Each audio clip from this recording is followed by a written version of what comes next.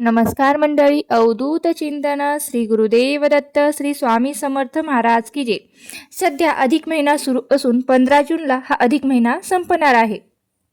तर अधिक महिन्याचे अगदी काही दिवस शिल्लक राहिलेले आहेत. अधिक महिना हा 3 वर्षातून एकदा येत असतो. हा अधिक मास श्रीहरी विष्णूंना आणि माता लक्ष्मींना समर्पित असतो आणि हा महिना अधिक शुभ आणि पवित्र असा महिना मानला जातो. अधिक महिन्यामध्ये केलेले दान हे अत्यंत विशेष असते. त्याप्रमाणे अधिक महिन्यामध्ये पूजा पाठ, व्रत, वैकल्ये, पारायणे, अनुष्ठाने या गोष्टी सुद्धा केल्या जातात. अधिक महिन्यामध्ये दानधर्म करायला महत्त्व आहे आणि त्यापैकी दीपदानाला तर विशेष असं महत्त्व आहे. सर्व दानांपैकी सर्वात श्रेष्ठ दान हे दीपदान मानले जाते. अधिक महिन्यामध्ये 33 दिव्याचे दीपदान करण्याला विशेष असे महत्त्व आहे. 33 संख्येला एवढे महत्त्व का आहे तर हिंदू धर्मशास्त्रानुसार 33 कोटी देवतांची प्रतीक म्हणून 33 दिवे हे अधिक महिन्यामध्ये लावले जातात, म्हणजे दीपदान केले जाते. हे दीपदान केल्यामुळे विष्णूची आणि माता लक्ष्मीची कृपा ही प्राप्त होत असते. आपल्या घरातील नकारात्मक शक्ती निघून जात असते. घरामध्ये सुख, शांती, समृद्धीमध्ये वाढ होत असते. त्याचप्रमाणे 33 दिव्याचे दीपदान केल्याने माता लक्ष्मीची सुद्धा आपल्याला कृपा प्राप्त होत असते.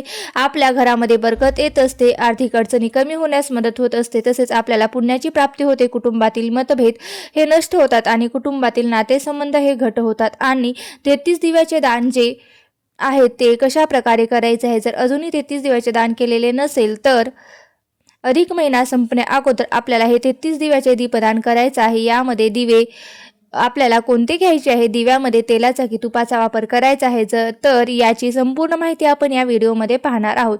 व्हिडिओला सुरुवात करण्याआधी तुम्ही जर चॅनलवरती नवीन असाल तर किंवा माझा व्हिडिओ तुम्ही पहिल्यांदाच पाहत असाल तर चॅनलला सबस्क्राईब करा, म्हणजे पुढील माहितीपूर्ण व्हिडिओ तुम्हाला पाहायला येतील. आणि सर्वात श्रेष्ठ मानले जाणारे दीपदान हे आपण कोणत्या दिवशी करू शकतो? आपण कोणत्याही दिवशी हे दीपदान करू शकतो.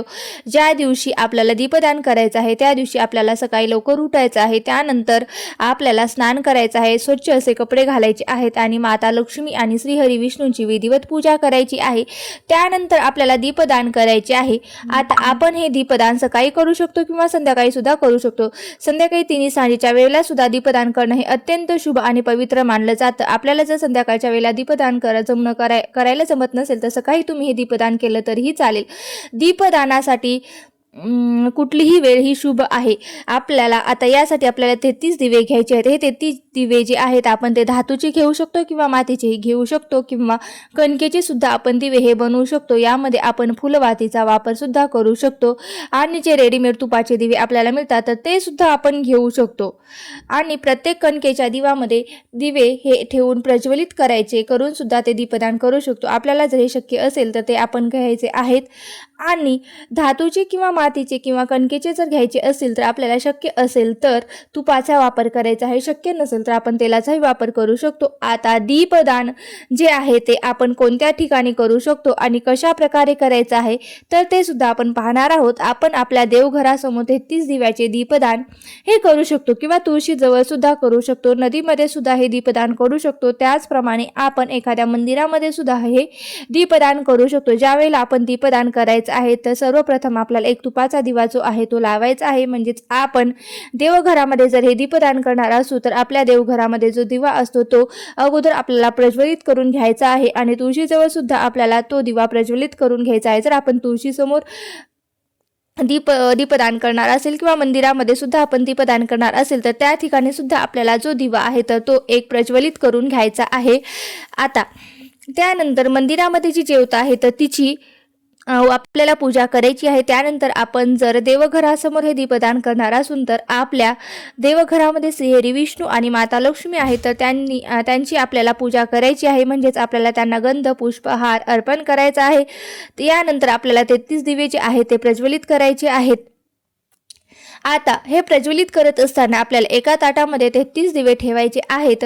ते प्रज्वलित करायचे आहेत किंवा आपण एका ताटामध्ये 33 आवळे ठेवून त्यावर हे दिवे ठेवू शकतो. आता आवळ्यावरती जर आपण हे दिवे ठेवणार असतो तर आवळे हे ठेवायचे असतात. त्यावरती आपल्याला तुपाने भिजवलेल्या ज्या वाती आहेत त्या ठेवायच्या आहेत. म्हणजेच काय तर फुलवाती असणार आहे त्या रेडीमेड आहेत ते सुद्धा तुम्ही दिवे आपण ठेवू शकतो.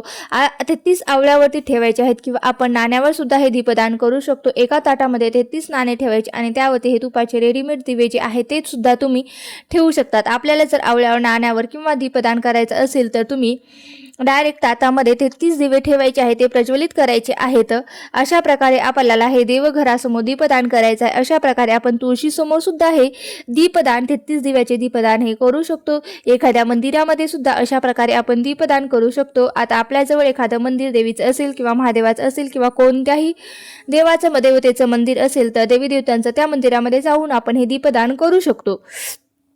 सायंकाळच्या वेळेला आपण मंदिरामध्ये दीपदान केले तर आपल्याला त्याचे जास्त पटीने पुण्य हे आपल्याला प्राप्त होत असते.